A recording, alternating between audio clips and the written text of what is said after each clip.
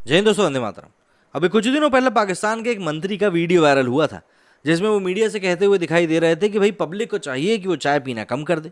चाय कम पिएगी तो शक्कर का कम इस्तेमाल होगा, शक्कर कम इस्तेमाल होगा तो गैस का कम इस्तेमाल होगा और अपने आप महंगाई नीचे आना शुरू हो जाएगी। ये बयान जितना ज़्यादा बेबुनियाद था, जितना ज़्यादा बेतुका था, उतनी ही बेतुकी अभी पाकिस्तान की सरकार भी है। और जिस तरह से वो महंगाई को रोकने के लिए आम जनता की चीज़ों के ऊपर रोक लगा रही है, वो साफ तौर पर बताता है कि इस सरकार में भी दम नहीं है और अब न जाने ये सरकार भी कब तक चल पाएगी और क्या इमरान खान ने जो बातें सरकार को लेकर कही हैं वो कहीं सही साबित ना हो जाए। पाकिस्तान के इस्लामाबाद में 8 जून से रात 10 बजे के बाद शादियों पर रोक लगा दी गई है। रात 8:30 बजे के बाद सभी मार्केट को बंद करने का आदेश दिया गया है।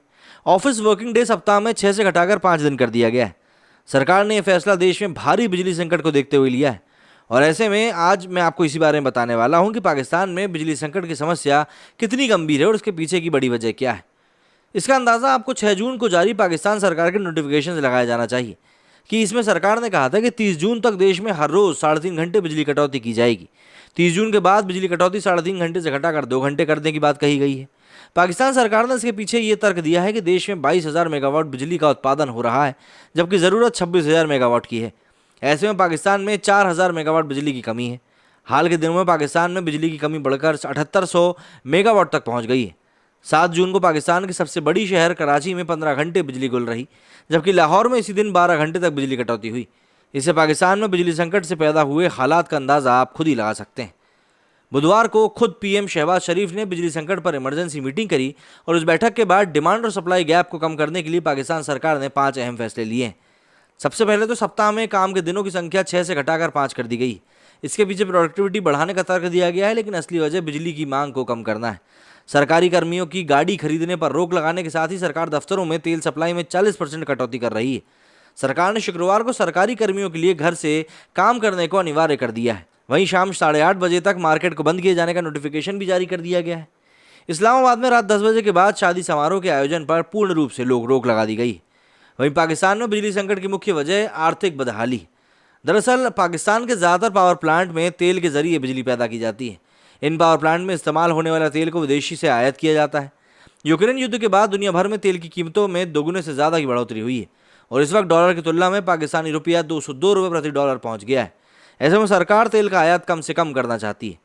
पीएम शहबाज शरीफ ने खुद ये बात कही कि पाकिस्तान सरकार के खजाने में इतना पैसा नहीं है कि हम तेल और गैस को दूसरे देशों से खरीद सकें। ब्लूमबर्ग की एक रिपोर्ट के मुताबिक इन्हीं वजहों से अगस्त 2021 की तुलना में जून 2022 में पाकिस्तान में तेल के आयात में 50% तक की कमी आ गई है।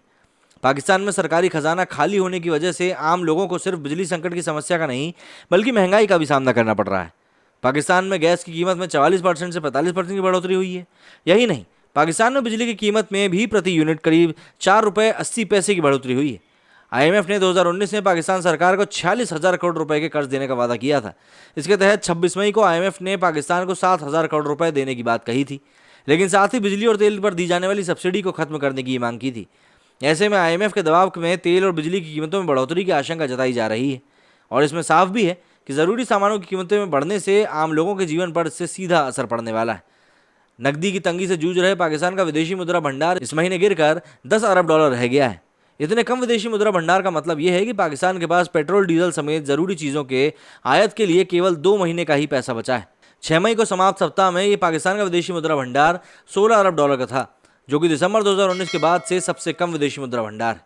पाकिस्तान का विदेशी मुद्रा भंडार अक्टूबर 2016 में सबसे अधिक 19 अरब डॉलर और जनवरी 1972 में सबसे कम 96 मिलियन डॉलर रहा था। जाहिर सी बात है भाई, अब जो चीज़ें हमारे निकल कर सामने आ रही हैं वो चीज़ें काफ़ी ज़्यादा बद से बदतर हो रही हैं और सीधे तौर पर अगर देखा जाए तो भाई अब ये चीज़ समझना पड़ेगी कि पाकिस्तान में जो हालत हो रही है वो कहीं ना कहीं उनकी सरकार का ही एक बहुत बड़ा, मैं कहूँगा, ब्लंडर है और कुछ भी नहीं। मेरे स्टूडियो फिलहाल इतना ही। जय हिंद, जय भारत।